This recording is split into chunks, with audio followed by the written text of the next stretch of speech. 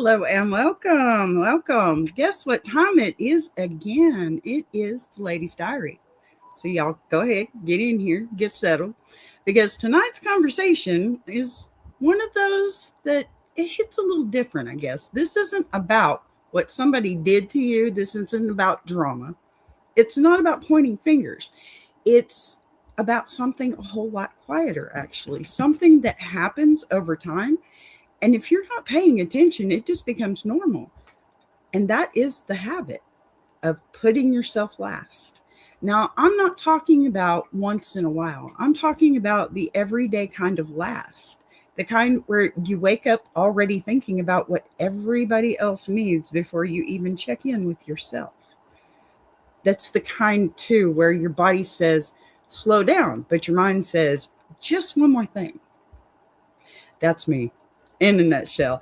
The kind where you convince yourself that you'll get to it later, and later just keeps moving further and further out. And the truth is, a lot of women don't even realize they're doing it anymore because it's been conditioned into us for so long to take care of every single thing, to keep things running, to show up no matter what. There's that old saying, behind a good man, there's a better woman. You better believe it.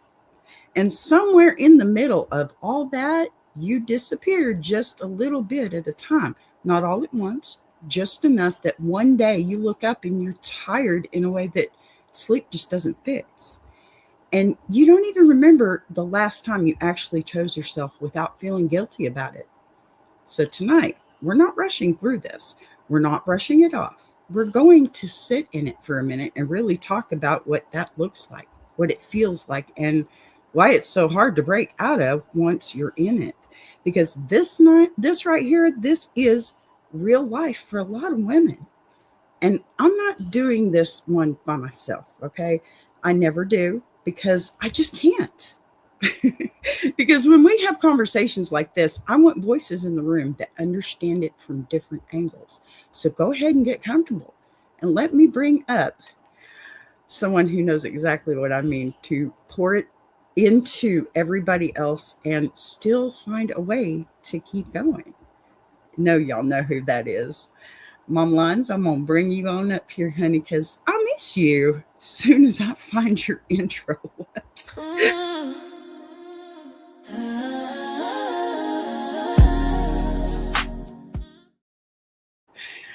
Oh, and you did come up.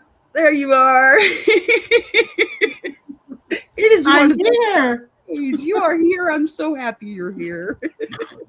I'm How here. are you, my sweet friend? I'm still battling a little bit of bronchitis, but it's Aw. okay. I couldn't miss. I couldn't miss, especially after last month. I could not Aw. miss.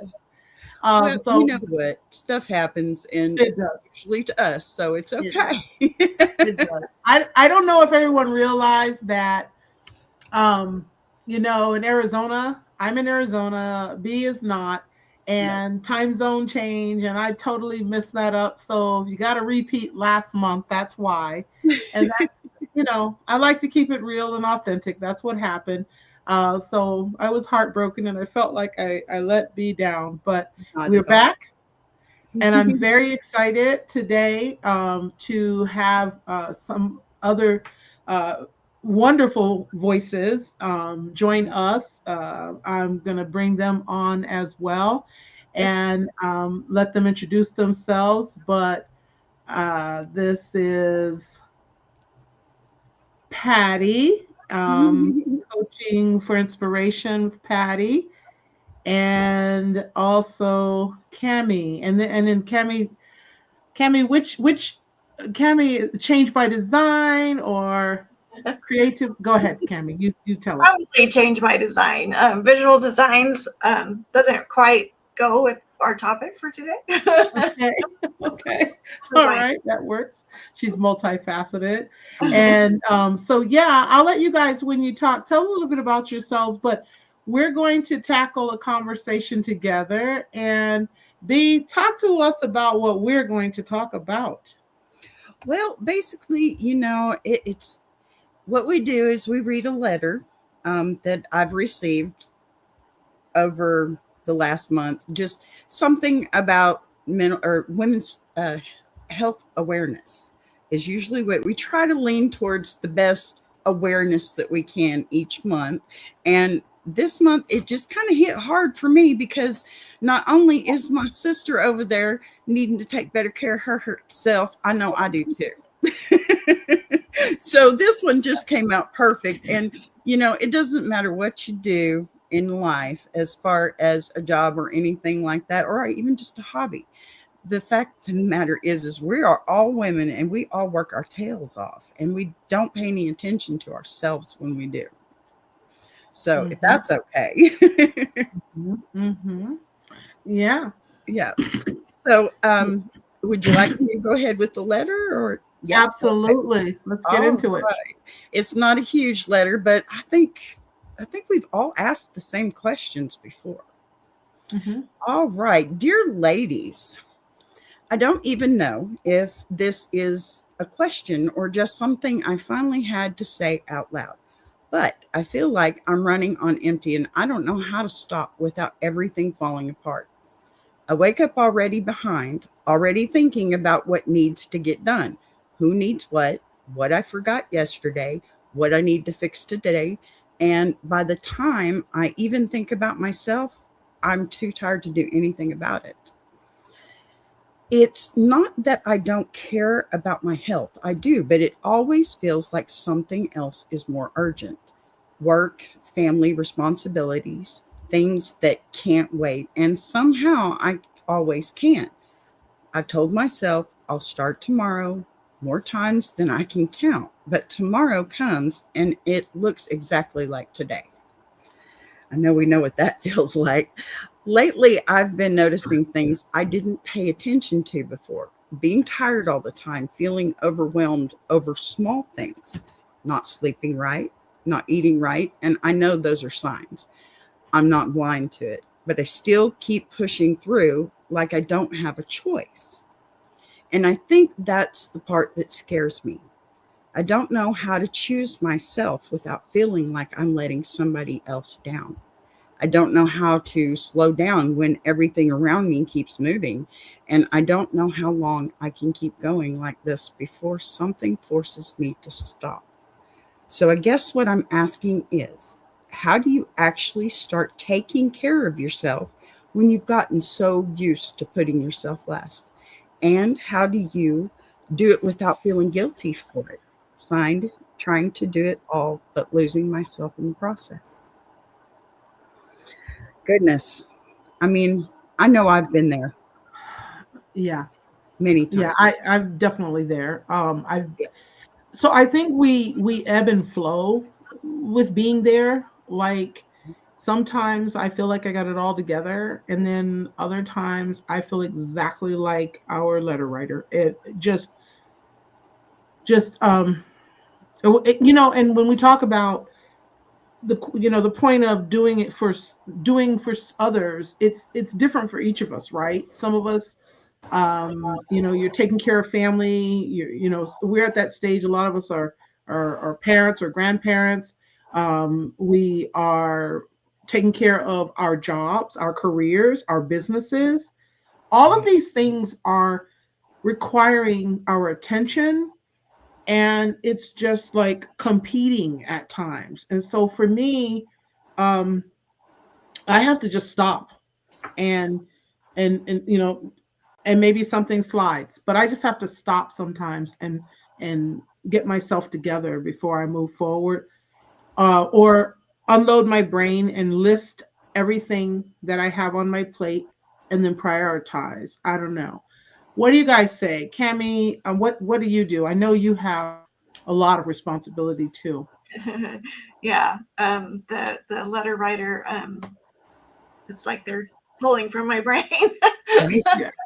Right. um, I do the same thing. The last probably 3 weeks, I've really kind of, I shouldn't say kind of, I have developed a pattern of when I'm starting to get overwhelmed is the pause. It's the pause, breathe, do something that, for me, cleaning helps me to kind of de-escalate the feelings. I don't know why that is, because cleaning's another chore, but for me, it really does.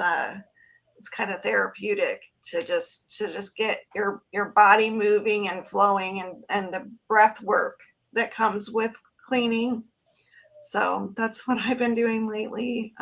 It's been lightening my load and really not thinking about the list. When I think about the list is when I get overwhelmed. So I just kind of remove myself from the list for a while. Mm-hmm. Mm-hmm. What about you, Patty? Well, this is a subject that I talk about a lot. Yes. For me and others that I help them schedule the time in for themselves within the week.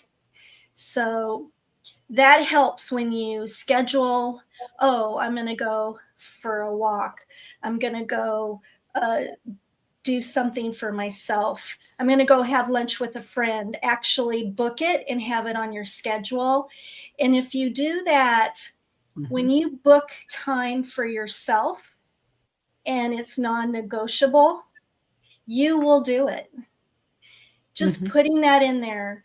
I'm going to spend 10 minutes doing a meditation.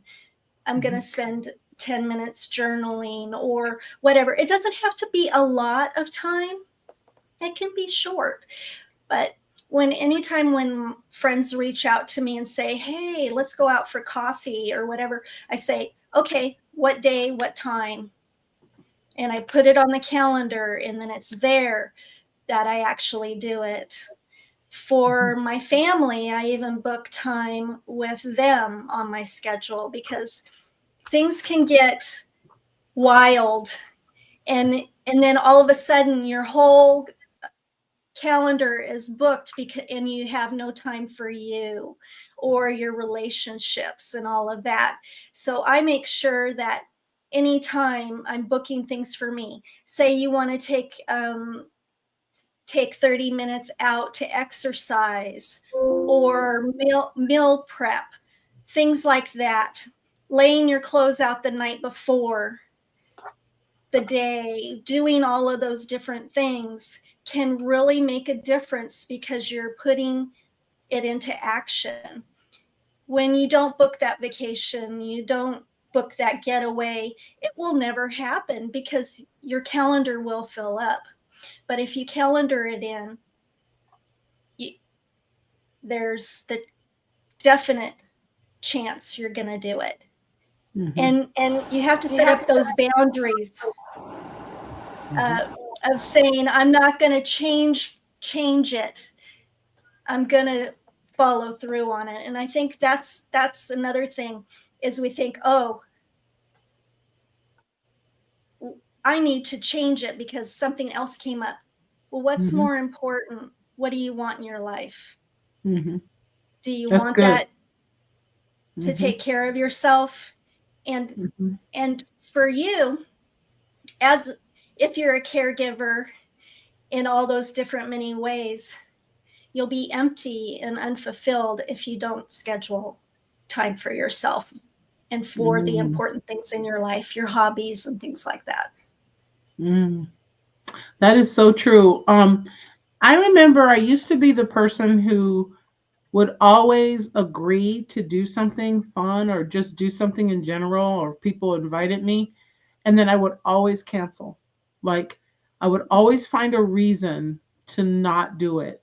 I would say I'm too tired, or oh my God, I got so much on my plate. I'm not, and just as of late in life, I stopped doing that. Like I consciously stopped and I said, if I make the commitment, I'm going to follow through, because people start realizing that that's your pattern, and then they stop inviting you. And then you lose friends, you lose people, and it makes people think you're not a priority. I love what you said, Patty, about things like meal prep, laying out your clothes, all those things. Believe it or not, they do make your life easier in the long run. And I think that we forget those things. I think many women don't even notice that they've been neglecting themselves until it's too late. And too late looks like poor health, something that sits you down. What do you guys think about that? Bronchitis. Right, right, right. That was good. Same here. Same here. I mean, personally, I could probably name 1,000 things wrong with me right now, but not one of them is big enough to deal with what I'm dealing with. Otherwise, it's more important. All these other things. I have my granddaughter, I have my husband, I have my children, and putting me last only seems like the right thing to do. Like the letter, and as I said when we were opening, you've been conditioned.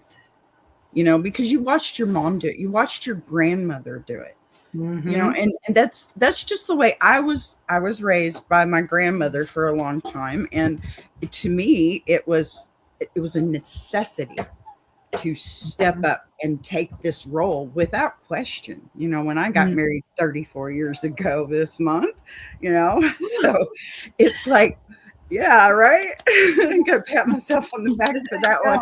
That's big. Yeah, I mean that's the whole point. Is that's what we think. Women are supposed to take that role on because the man's got all this other stuff going too, right? And you have to compliment him because he's working hard. At least that's how it was for me. Maybe not for everybody, but for me, that's how my grandmother was. She was in the American Legion, and they were at the Rotary Club and all these other things, and all these things that I wish were here now that I couldn't get into anyway. Here's the thing. I couldn't do all that stuff with what's on my plate now. So it's evolution, but is it really? Because it's just trading one set of complications for another per generation, right? Sorry, going on a different tangent here, but I think it covers that feeling for me. That's what. No, I mean, I think.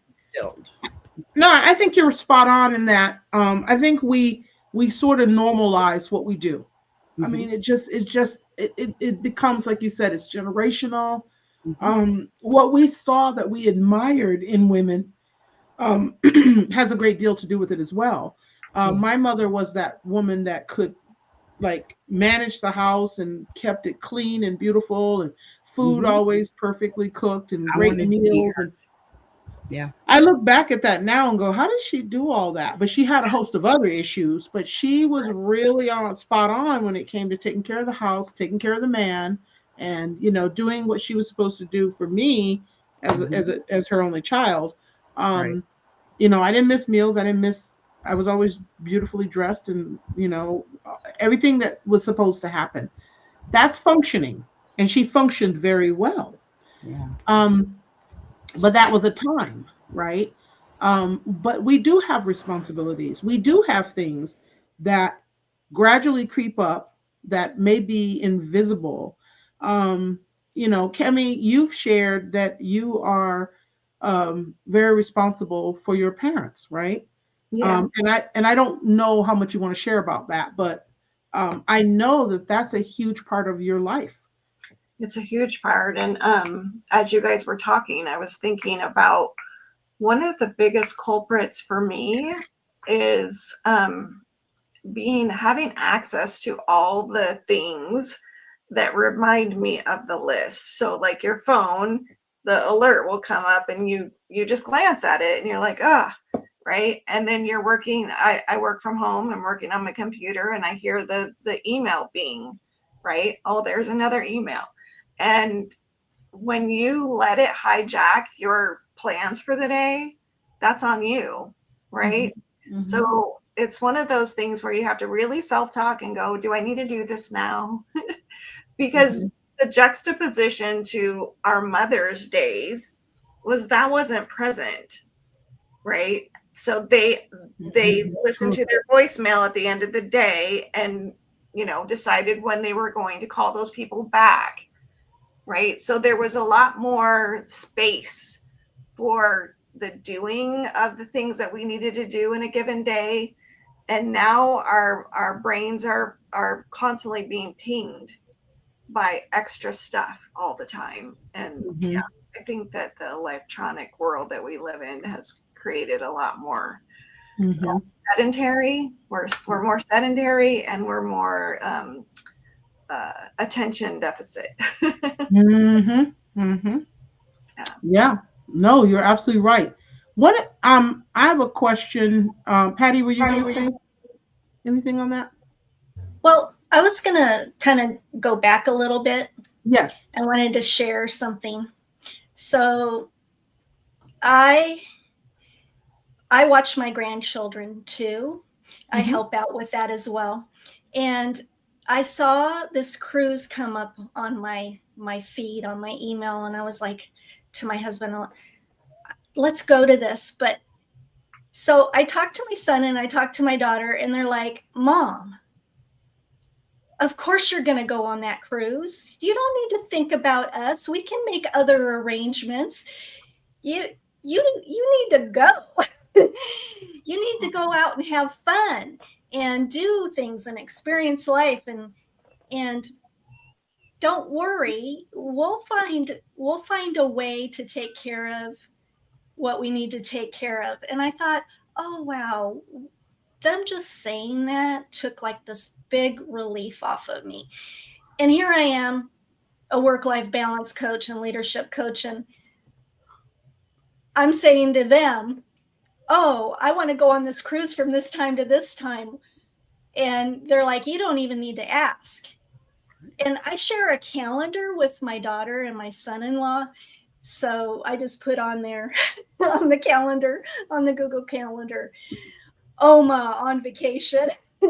and they were so happy. They were so happy. You know, they didn't want to feel like they were holding me back from enjoying my life as well. So I just wanted to share that. That is so awesome. That is amazing. The people in your life want you to have freedom too, and to do things that you enjoy, and they love you and they want that for you as well, so that you can come back and not be burned out, that you're not filled totally up with exhaustion and stress and all of those things. So I just wanted to share that. So, Patty, you remind me of, there's a tinge of guilt sometimes when we do have an opportunity to do something that would light us up, that would be awesome. But we have these connections with family. We have these connections with family and friends that sometimes lean on us. And your initial thought, even being the coach that you are, your initial thought is you don't want to let them down, because you're accountable and there's a responsibility, right? So that's kind of a natural thing. Have you ever felt guilty for resting or choosing yourself otherwise? Anybody? Because I think that's part of it. No. Guilt is a big part of it. Yes. I mean, all the time. Many years of putting yourself last becomes a habit. And then you have to work on undoing that. And that's one of the things. It's a work in progress, because you do backslide sometimes, but then you refocus, and scheduling the time makes such a difference, and making that a priority. If you don't make it a priority, it's like, oh, I want to go to my grandkids' soccer game. I'm going to put that on the calendar so that I make sure that I don't get scheduled for something else. Those little things really make a difference. And if you're a parent, the same thing, putting that on your calendar so that you can make that soccer game, gymnastics, volleyball, basketball, whatever. Because when you put it on your calendar, nobody else can schedule you. Right. Yeah, I know. It's just a whole lot. There's a cost to, and I think our letter writer, the point here is that at some point it runs out. You just get tired. And that's, I think, what she's saying. Um, and so when I think about that, we call it burnout. Um, it shows up. It shows up physically, it shows up mentally, and it shows up emotionally. And that's the part that some people suffer in silence and they don't share until they completely are ready to shut down. Um, I know as a teacher, in my industry, in the education industry, there's a lot of teachers that are walking away. They just can't handle. They show up every day and they experience trauma. I call it trauma because there's fights with between kids. There's a lot of yelling and disrespect and all kinds of things happening. And throughout the course of the day, teachers experience so many things. And then they go home, get a little bit of rest and some or dinner, a little bit of rest, get up and do it all over again. 5 days a week. It's a lot. And I had to realize that when I fell, you guys remember, and I was in the boot, and the boot forced me to slow down, that's when I had my realization that I was burned out. I love teaching. I love kids. I love what I learn from them. I teach eighth grade. It's like the best grade. But man, I when I had to stay home, elevate my leg and everything in my foot, and just chill, I realized that I felt different. But I didn't realize it at first. And then that really, for me, I decided to change up what I was doing and how I was doing it in the classroom. And through Rising Resilience, that's why I'm creating some of the tools that I am for teachers, because I feel for my colleagues. I feel for them. It's tough. It really is. And that's just one career. I don't even understand how firemen or police officer, I mean, on and on, EMT, I don't know how they do it. Constant trauma, constant. Um, but what we're talking about today, specifically women who are designed to nurture, right? We're designed to nurture. So it's almost like we go on autopilot to take care of everything and everybody because that's in our DNA. Um, don't even realize what's going on until something shows up. So it's called the empty cup, right? Agreed. Agreed. It it's hard to fill that cup up too, isn't it? Mhm, I mean, because mhm, you want to pick your battles, to be able to win the war. But when you have so many battles, it's hard to fill that cup up because you have to keep kicking that battle out. you mhm, know, for me, mhm, I think the biggest problem that I have is the guilt. I really do, because mhm, sometimes it feels like I'm not doing enough when I'm doing way too much. But then again, if I don't do that, who's going to? So I feel guilty if I don't, because nobody else really. My problem is nobody knows my job because I won't let them do it. You know, mhm, that's the mhm, biggest thing, because they're not going to do it the way I want it done, and which is my way. And I guess that's a bit of a control issue for me. But, when you do it all, you got to have some kind of control. And I think I burn out more on the control than the mhm, situation itself. So, but that's just me, mhm, mhm, It could be different mhm, for others, of course. mhm. Mm. Yeah, Patty, you're a coach in this area, so I imagine you talk to a lot of people. Um, and your background, if you would share a little bit about, your years in corporate and your realization to get to where you are coaching for inspiration. Well, one of the things that I realized, I was in a supervisor manager role from the time I was 18 on. And I was the typical workaholic, do everything at home, at work, go, go, go, go, go. And in my 30s, I had an ulcer. Mm. And the doctor said to me, and it was a big ulcer. And the doctor said to me, something in your life needs to change. What's causing this? Because it wasn't the normal kind of ulcer. It was a worry. It was a worrier ulcer. Mm-hmm. So I'm not saying that I changed overnight. I'm not saying I had to put things in place to change my life, to realize that I can't do it all and I need help. And I think it's coming to that realization and making little tiny steps in the right direction to change things in your life. But it's the awareness. Mm-hmm. I was slowly killing myself. I had children. I had small children. I wanted to be there to see them grow up. And I knew that there were things that I had to start removing from my life.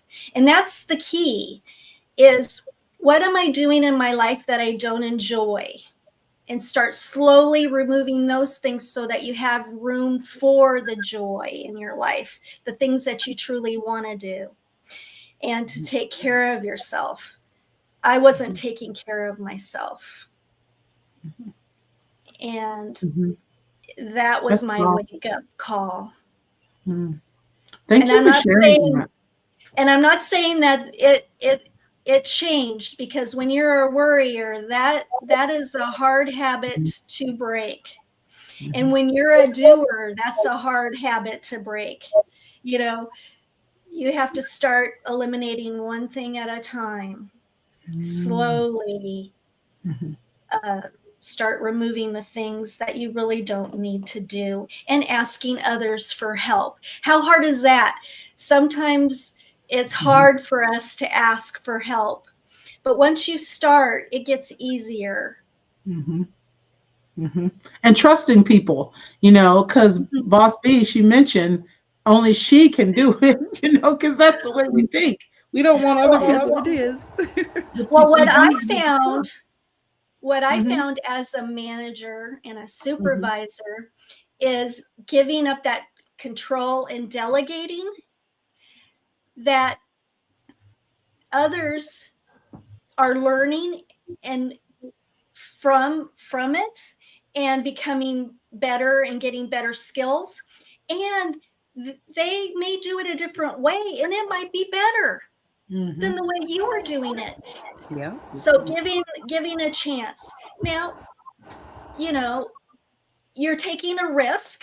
It may not go the way you want it to go, but sometimes it's awesome. You don't have to do it anymore. Somebody else is doing it and they enjoy it and they're learning. And that's what I found. That's good advice. Absolutely. Yeah, that is really good advice. So what if you're like, Cammie, when we talk about your responsibility with your parents, you are the qualified person. You are the one. And that's not something that you can, I can't really pass it off. Right. Yeah. It was funny because you asked earlier, the guilt, and I don't have guilt. I have overwhelm. I don't feel guilty by taking on all this stuff. I feel a sense of there's pride in there. There's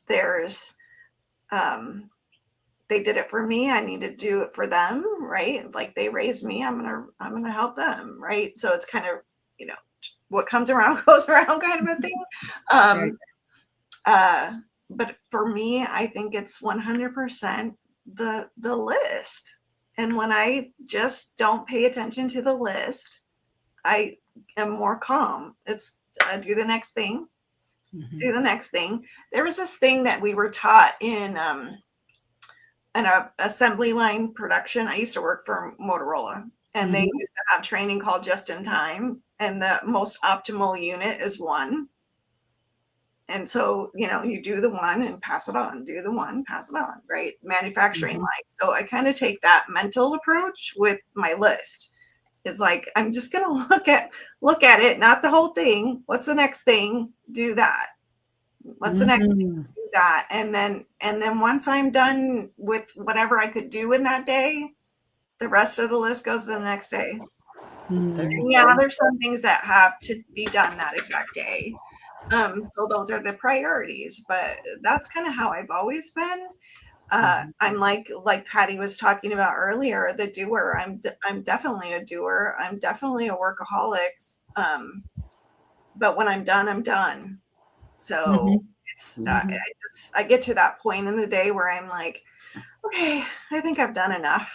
I got to pull away from whatever I'm doing and take a break.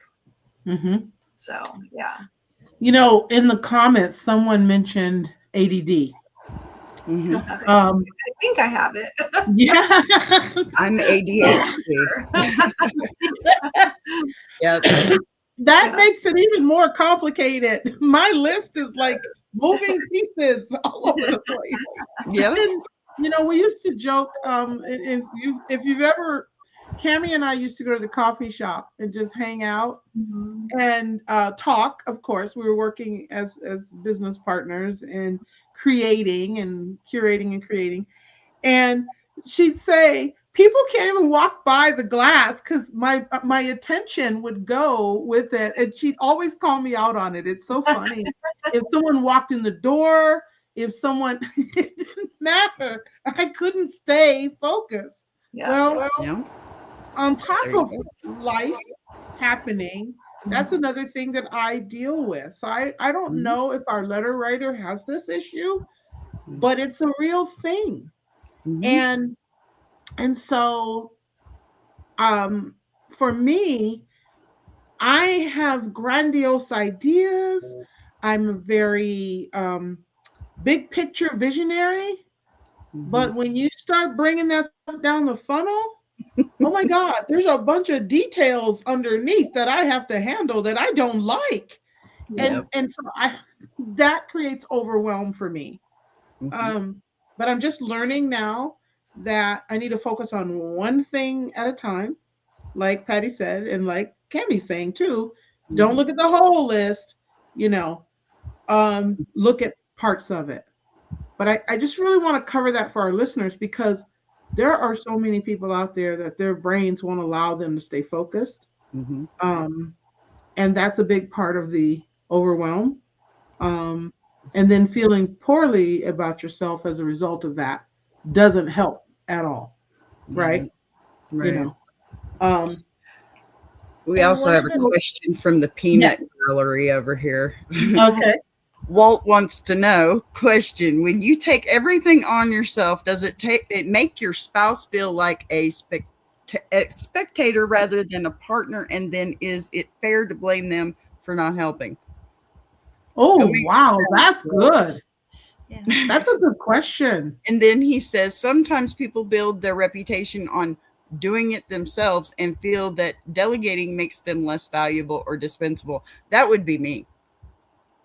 On the button, because if you don't do it my way, then you're not doing it right. But question is first question. Yeah, no, I love that. I think what Walt is saying too, or at least the way I see it, is sometimes the people that love you and care about you that are right by your side would be able to reduce some of that overwhelm, but you don't give them the opportunity.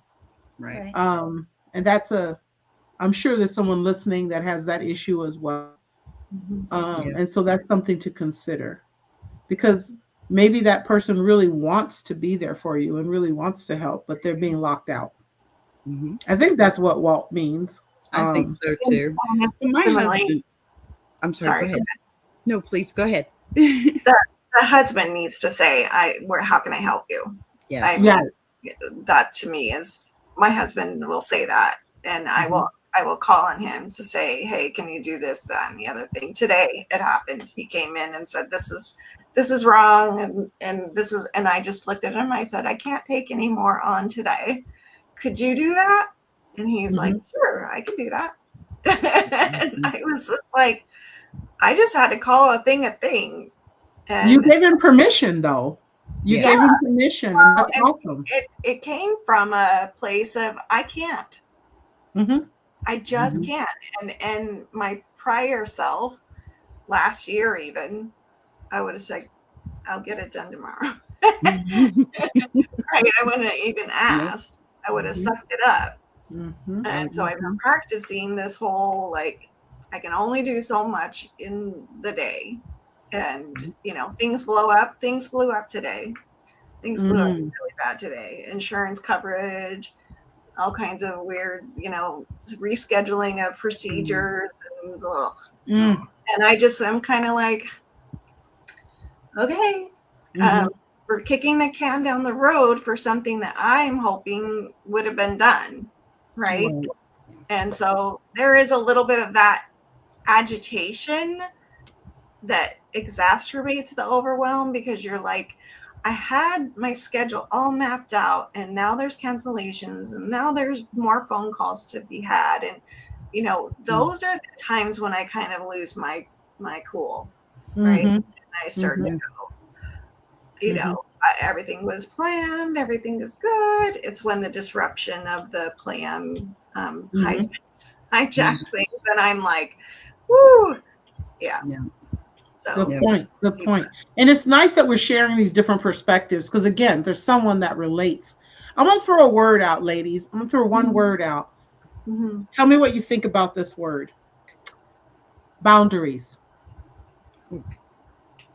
Yeah, I think I've got good boundaries. I'm doing what I can. And when I, you know, just like I've already addressed, it's when I'm done, I'm done. So I think I have good boundaries in that way. Yeah, boundaries is a really an issue. I don't think it's an issue for me particularly. I just think it's again, it goes back to overwhelm. If you are the person who can do it, and you cannot think of anybody else who can do the thing that you're doing, you kind of have to suck it up. I don't know what else to do. You know, there's a lot of logistical things that require a body here in the state of Arizona to do the legwork, right? There's phone calls for sure that somebody else could do, but that person can't even do the phone call because it means scheduling me. And so I'm like, I can't have somebody scheduling me. I've got to schedule me, so I've got to make the phone call. Right. Makes sense. So yes. Those are the kind of things that get, you know, it gets to be too much for sure. Do I get overwhelmed all the time? But it's the breathing, it's the pause, it's the venting.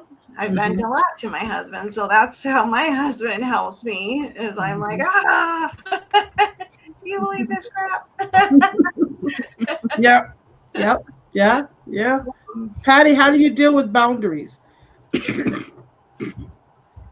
Just realize, like Cammie said, take a pause and say, is this something that I really want to do? Is this something that I have to do? Can I delegate it? Can I do it later? Can I schedule it for another day? Am I just saying yes because I don't want to disappoint someone? Is it lighting me up? Do I want to do this? Ask yourself those questions, because that will give you the answer. If you don't enjoy it, give somebody else give somebody an opportunity to do it that may enjoy it. Those are things that you need to think about. And the more that you say no to things that you don't want in your life, the easier it gets. And the less you say yes to the things you don't want to do, and yes to the things that you do want to do, so that you have this great balance of work life, personal life. You're doing the things that you want to do. And it's not all these things that you don't want to do. That's not bringing you joy or happiness. That's leading you to burnout. Good point. Yeah. Yeah. Because when I think about boundaries, and B, I want to hear your perspective on it as well. When I think about boundaries, I think about all the times that I've said yes to things that I didn't. And you touched on that, Patty. I think for me, it took me a long time to realize that I don't have to say yes to everything. And I certainly don't have to have, and Cameron used to call me out on this too, shiny object syndrome. Everything coming along that looked really cool to get involved with. So I do think that sometimes people don't realize that's what they're doing. They're signing up for too much. They're not focused on, does this align with my vision, my goals? Is this thing that's in front of me? I don't know about you guys, but on LinkedIn, I get 1 million people every day. Oh my God. So many people reaching out on LinkedIn to me. Hey, I noticed that you're doing this, and therefore I do this, and I think I can help you, and da da da. And I get like 10 of those a day. And I want to say to every one of them, do you not realize that you're not the only one that does this thing and or is offering to help me do it? But at the same time, I respect their hustle. I respect what they're trying to do. So I try to politely respond to each one and say, I'm at capacity right now. This isn't working. But for a long time, that freaked me out. Like I couldn't say no. So I developed some boundaries in that area. And it's made life a little easier. What about you, B? Well, I have 2 words for that. Under construction. Okay. Because that's actually something I'm working on. I have a lack of boundaries issue, unfortunately, but it's because I'm a people pleaser. I love to do for others. It makes me feel good to see a smile on somebody else's face, and that's to my detriment, of course. It's a fault. It is. But I'm working on that. I have some very good advice from a very close sister of mine. So I'm working it out. But yeah, I do need to learn how to say no. And it's hard because there's guilt with that too. And it's overwhelming when you want to say no, but the disappointment that's coming with it from them, it's under construction. Yeah, you're a work in progress. First of all, thank you for being vulnerable. Thank you for being honest and sharing. And people need to understand too, our listeners need to know, we are people. We are not by any means perfect. We are all a work in progress. We are all learning. We just happen to want to share our lives and what we learn with others.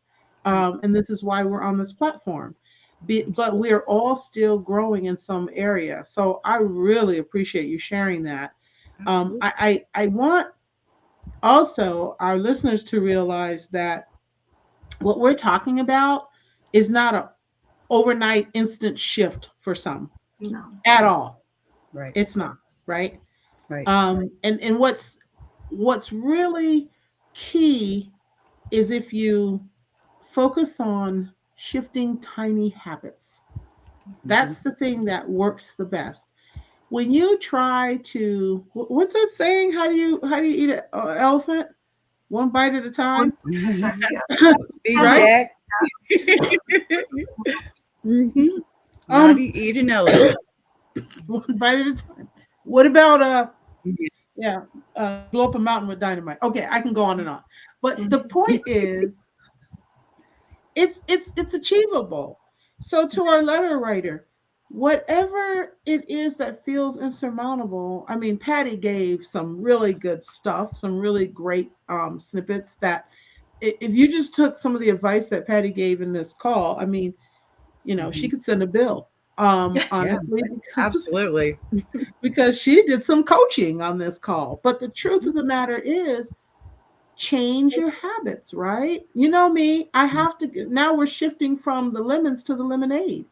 And the lemonade is you can accomplish whatever it is you'd like to Mhm. if you just develop habits. Cami gave us an example of I'm not, I mean, these are my parents. I'm here for my parents and I'm going to be here for them. Doesn't mean I don't get overwhelmed. Doesn't mean things don't blow up, like you said. But Cami, I know you well enough to know that you have developed some consistency, some structure, and some habits Yeah. to allow you to show up for your parents and maintain your businesses, right? Yeah. And I don't have, I'm lucky, knock on wood, that I don't have a family system that expects more than what I can give. Mm-hmm. So I do know that there's a lot of women out there that have judging eyes on them. You know, how come you didn't do this? And what about me? And, you know, being pulled in several directions. I'm lucky that I have a family system where I can say, can't do it. I don't have time. I don't have the bandwidth for that. I'll do it next week. You know, Mm-hmm. I'll just tell them, I'm like, just not happening this week. Mm-hmm. Absolutely. So yeah, so we have to understand, have conversations with our family and friends about our capacity, what we're able to do. The other thing that one of the profound things that I've always benefited from is that our thinking that other people are expecting us to do this by this date or this way or this method or whatever, we do that to ourselves. And so we have to really say, am I making this up or did somebody tell me I had to have it done today? Mm. Did somebody Mm. tell me how to do it this way? Mhm. No, I did it. So I'm making the rules for how it's done. And Mm. if I take, you know, extra hours to do that, that's on me. That is so good. That is so true. And Absolutely. what I was, the next thing I was going to go into, and Cami, that was a perfect segue. Cool. Identity versus mindset. Yeah. Identity versus mindset. Our identity is a big part of it, right? So what we believe, our filters, the way we see things. I mean, we talk about this a lot in terms of personal development. Who you are, your self awareness is like number one. Yeah. And when you understand who you are, the way you process and think, your filters, it helps a lot to put everything in perspective, especially if you're making small decisions, habits that are going to have great results as long as you are consistent with it. But you have to first be real with yourself. Am I that person that sees things one way? And the Mhm. truth of the matter is, it's not the way that, it may appear to be. My filters may tell me this is happening, but it's really not. Um, do I have to get permission to not do this thing today? Yeah, when you're working on a job and you have deliverables. I worked in corporate, so I love that word, deliverables, right? That's one thing. When you know, okay, these are the deliverables, and I can't move that date without going through a whole project management nightmare. That's one thing. But in reality, the things that overwhelm us oftentimes are not that big. They're small things. They're about managing our homes, our lives, and everything else. So your mindset's important and who you believe that you are. Who are you outside of what you do for everyone else? Mhm. That's the question. That's the big question. Yeah. Who are you? When you strip everything else away, all the ways that you show up, Cami, you are very much so still a wife, still a Yep. mother. Yep. If we remove what you're doing for your parents out of the equation, you still show up in those other roles, Yeah, I do. right? Mm-hmm. And that's what's key. Overwhelm can get your mind muddled and you forget all that. And you get so lost that it goes into depression. Patty, you gave us a lot of hints on that as well. You know, Were you going to say something? Um, No, okay. yeah, I think that, you know, what you said about the little things can be the big things that can put you into overwhelm. And just removing those little things can help, ease that tension or that stress. If it really doesn't need to be done, or it's not even, it's something that you put on the list that really, does this even need to be on the list? And just thinking about, what are my priorities? What's going on in my life? Is this something I'm putting pressure on myself?